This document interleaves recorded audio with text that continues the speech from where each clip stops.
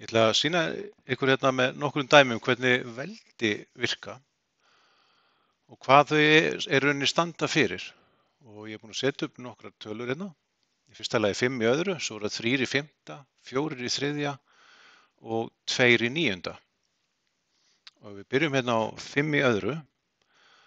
Þegar þið sjáu töluna 5 í öðru þá þýðir þetta rauninni eftirfarandi. Þetta er 5 sinnum 5.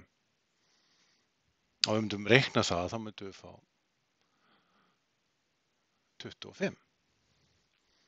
3 í fimmta aftur á móti er þá 3 sinnum 3 sinnum 3 sinnum 3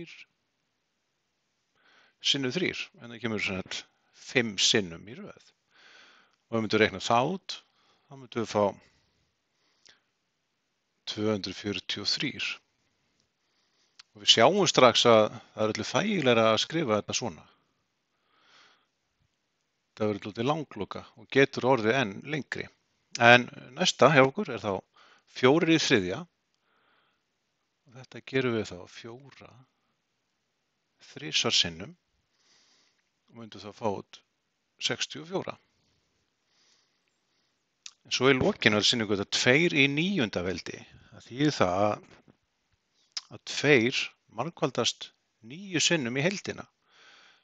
2 sinnum 2 sinnum 2 sinnum 2 sinnum 2 sinnum 2 sinnum 2 sinnum 2 sinnum 2.